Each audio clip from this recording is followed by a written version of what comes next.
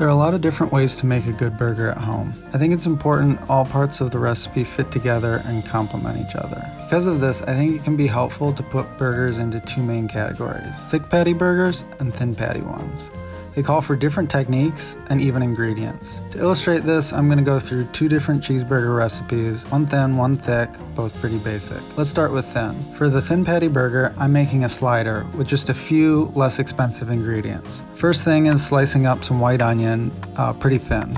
For the bread, I'm using Hawaiian rolls. They're very sweet and very soft. I use 2 rolls still stuck together and slice that in half. For meat, I'm just using regular ground beef that is 80-20, so 80% lean beef and 20% fat. You want a good amount of fat so you don't end up with a dry, flavorless burger. I'm using 1/8 of a pound, which is about 55 grams. It's probably best to grind your own meat, but we'll get to that later. For now, I'm just using standard stuff from the grocery store. A really popular technique for making thin patty burgers is to smash them, making it a smash burger.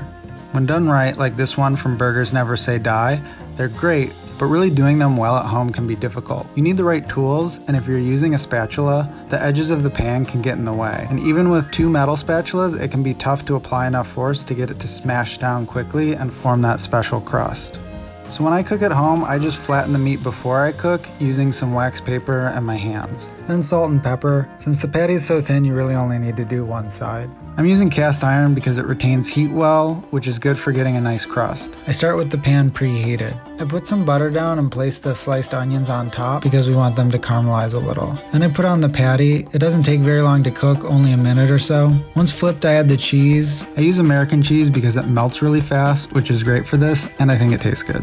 Then I add the buns. I kind of mop up some of the fat from the burger to help toast them up. Adding water and covering helps melt the cheese faster, and it steams the bun. I usually do this for about 30 seconds. Then I kind of shove the onions on top of the melted cheese so I can just pull it off all in one thing.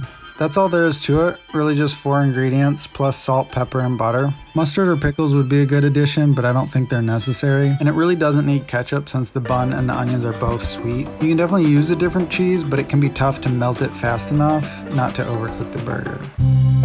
Next up is the thick patty. For the bread, I wouldn't use Hawaiian rolls since they're so soft and don't really hold up to the weight of a thick patty. Even most grocery store buns, like this potato one, are a bit too soft for this, so I'm using this fancy bun I got at this place that makes them specifically for their own burgers. It has the structure I'm looking for and holds up to everything else. For cheese, I'm using cheddar. This is a regular cheddar, but I like really sharp cheddar as well. You want a good thick slice to balance things out, and since the burger is going to cook longer, you can have a cheese that takes longer to melt and use a larger amount of it too. This slice is about 40 grams. I'm going to do onions on this burger as well, this time a red onion, making thicker slices to get these rings, which will go on raw for some crunch. Now for this burger, a sauce is really going to help balance everything out with the extra bread and meat. This is your standard burger sauce, mainly ketchup and mayo, except I'm going to make the mayonnaise from scratch. I minced 1 or 2 cloves of garlic. This one's pretty big, so I'm just doing 1. Next, some pickles. I like cutting up whole pickles because I find relish is usually too sweet, and since I'm adding ketchup to the sauce, it really doesn't need that. Plus I can control the size of the chunks, and I like to leave them a bit bigger. So in a large bowl, I do 1 egg yolk, the garlic I minced, a bit of whatever mustard you want, and some lemon juice, but just a little because we're going to add more later. I whisk this and then start adding a little bit of olive oil at a time. I'm going really slow to make sure to not add too much and break the mixture. I like to start with olive oil for flavor, but then after a bit I switch to a more neutral oil like this vegetable oil.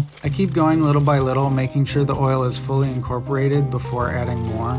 This can definitely go wrong if you add too much oil at once. It will break apart or just stay thin and never thicken. If it does go right, it should get thick like this. Now I'll add some more lemon juice for flavor, which also thins it out a bit. I'll even add a bit of water if it's still too thick, but don't want more of the lemon. You can salt to taste and stop right here and you just have a nice garlic mayo. I like using this for BLTs or to dip potato wedges in. But since this is going to be a burger sauce, in go the pickles I cut up and some ketchup. You can do as much as you want. I don't like adding too much. This is about a tablespoon.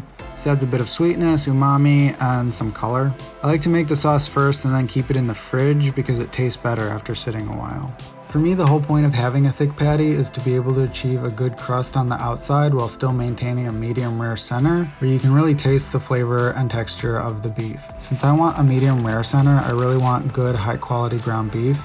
I'm using this freshly ground stuff from a local butcher that specializes in Australian Wagyu and dry-aged steaks, but you can always grind your own. Buy some chunks of beef. Chuck works. Tasty and others recommend a mixture of chuck, sirloin, and short rib. Cut it into small cubes. Put that in the freezer for about 20 minutes to get it cold and firm. This helps the meat grind properly and not turn into a paste. Then you use a grinder that you also kept in the freezer, so that's cold as well, and you just grind it all up. I learned this trick of weighing and forming the patties like this from how they do it at Gramercy Tavern for their burger. It makes it really easy and it gives the burger straight sides and sharp edges, which I think looks nice, but if you're not into that, you can just form the patty by hand. Salt and pepper both sides. I'm toasting the buns with some butter before I cook the burger, so they're ready to go once the burger's done. I put the sauce just on the top bun. Some people are really intense about putting something under the patty to protect the bottom bun from getting soggy, but I haven't had any issues with that. I think if you're gonna eat it straight away, it shouldn't be an issue.